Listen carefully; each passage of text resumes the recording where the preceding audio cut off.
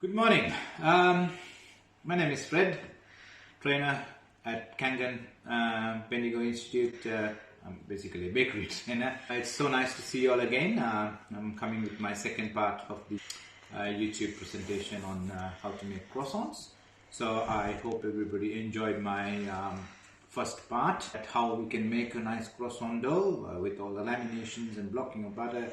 All that information was given, and hopefully everybody enjoyed that video. And I don't know how many of you all have already done the croissant dough and kept it in the refrigerator for you to start cutting. So today's video, what I'm going to show you is how we can roll this croissant out of this dough, how we're going to roll it out, and how we're going to keep it to proof, and then egg wash, and then we finally bake the product. So if you do have, as I said, if you do have any questions, you can always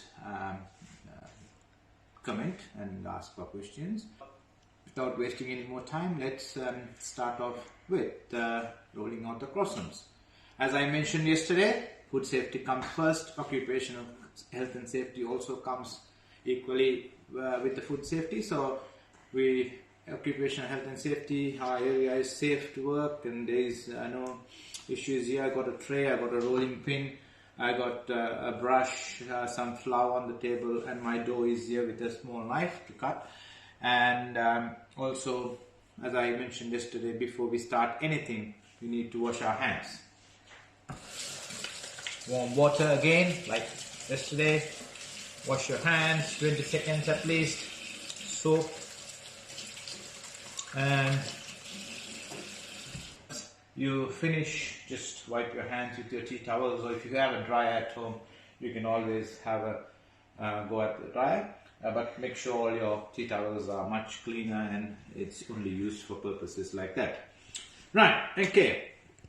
Now today I'm going to show you only plain croissants, but you can use this dough to do chocolate croissants or almond croissants or cheese and almond croissants, whatever filling you like to add. You can add using the same dough, but fillings will be different. So today I'm going to show you a plain croissant, right? I'll show you the croissants, how it can be molded. There are two different ways of molding a croissant, because if you have gone around and seen croissants, there are some croissants which look more like a crab, and some croissants look straightforward. So let's start. So this is my dough that I made yesterday. So I'm not going to use all the dough. I'm just going to use a small piece out of it. So I just cut the dough right deep into it. Alright. If you now see, you can see the layers on the croissant dough. This is what we like to see after a good lamination.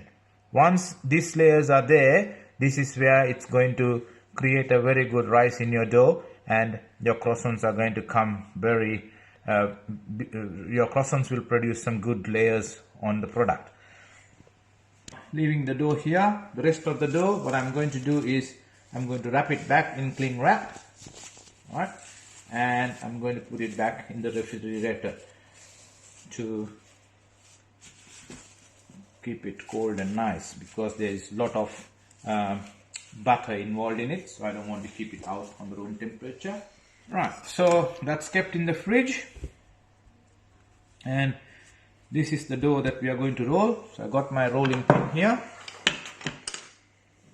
and I got some flour. So always make sure your benches are nicely dusted with flour, otherwise your croissant is going to stick to the bench. But saying nicely dusted does not mean that you just need to you need to fill it up with flour.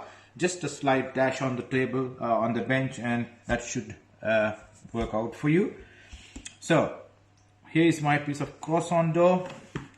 Now I know there are certain areas where certain cafes and certain big places where they make croissants, they usually do have scaling of what size the croissant should be. But that all totally depends on you. If you like a nice big croissant, you can scale it out bigger. If you want a smaller croissant, you can scale it out small. So it's all totally depending on what choice you have. Keep it at the rectangle way, and then I start rolling it from here, from the middle, and then I push it across, push it this way. Right, and when I come to this stage, I widen the croissant a bit.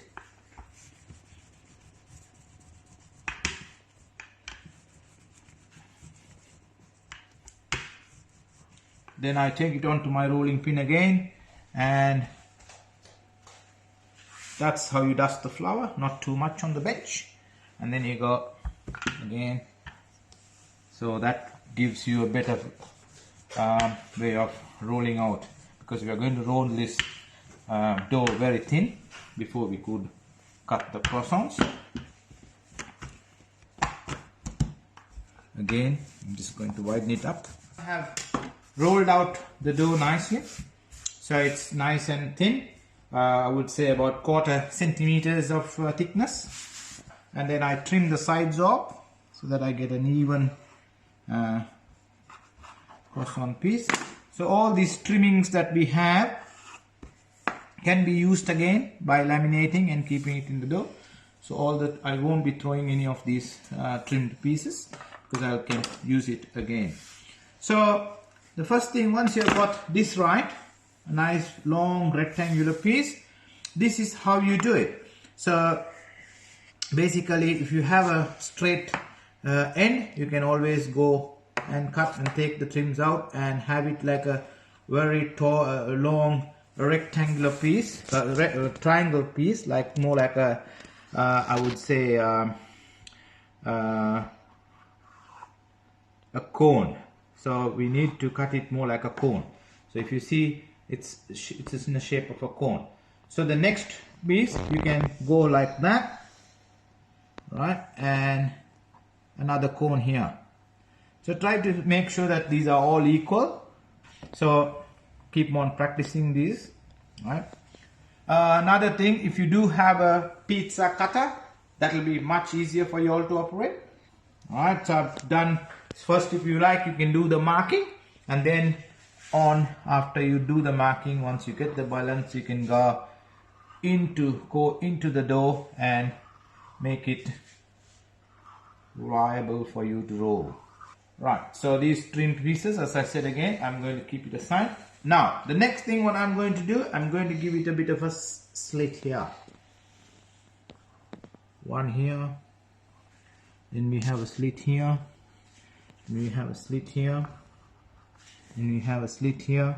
Now, at this particular moment, if you see, if your environment or the place where you are baking, if it is becoming too warm, I would suggest take these croissant pieces like this, alright, and place it on a tray and just keep it inside the refrigerator, because we don't want the butter to become very soft. So always you can use this, right?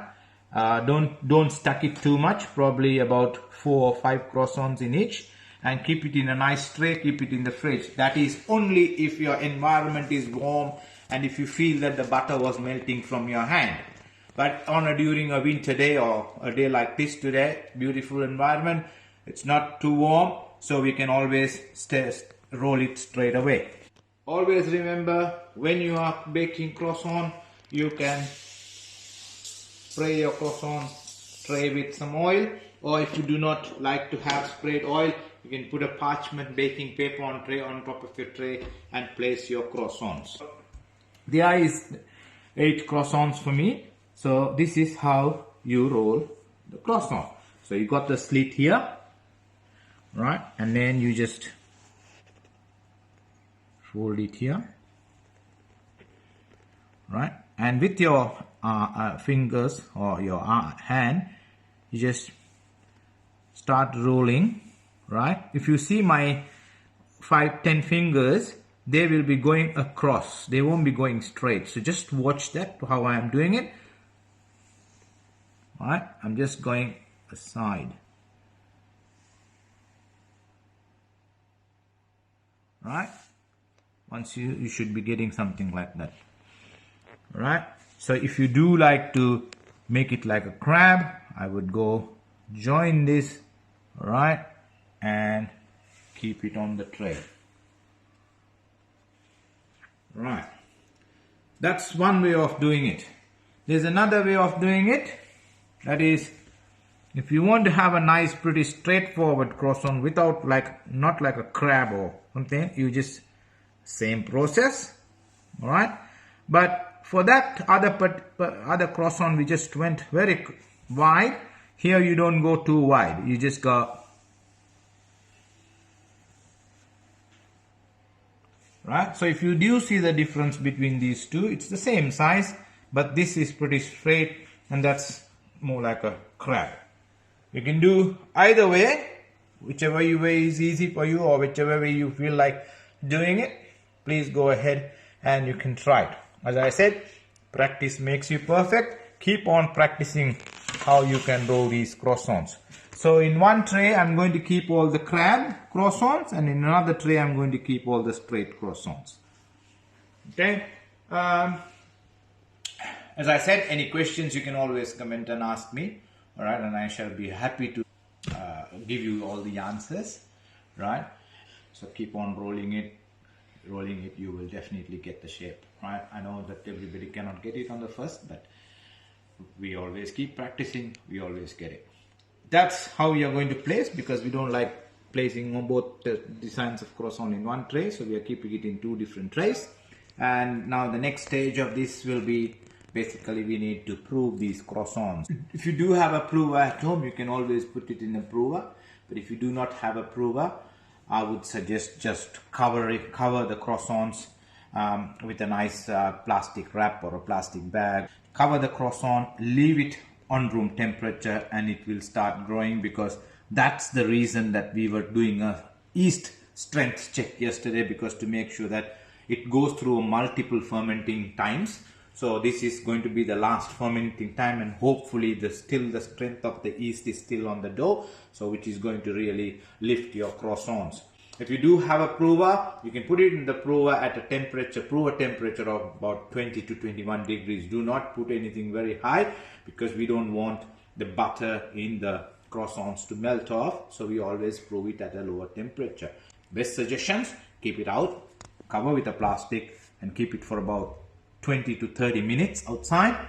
Right. In the meantime, you can organize your oven. Your oven should not go more than 200 degrees. Depending on the oven, you can go between 190 and 200 degrees, but do not go more than that, because that's going to spoil your whole croissant. If you do not have an oven in centigrades, probably you're looking at a oven which, if it's having only Fahrenheit, you may be looking around 350 Fahrenheit or 300 Fahrenheit. Not 100% sure, but you can always look into the internet and find out what's equal to 200 centigrade. Now we have got this proved, so it has been proving here for a while.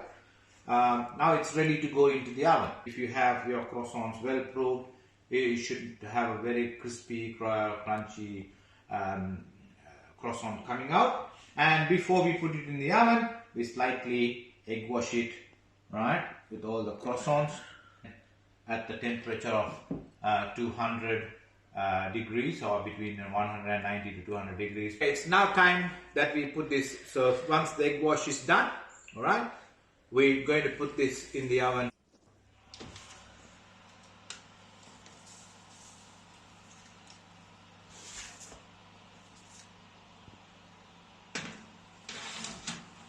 Product is ready to come out of the oven. So the first set of croissants are going to come out of the oven. So here I am. Oh, see that lovely croissants which come out. Alright, ladies and gentlemen, dear viewers, that's our croissant that we made from the beginning, and ready for your morning tea or probably afternoon tea. I hope you enjoyed this video, and I'll be having more videos coming out in different types of breads. And wish you all the very best and happy baking.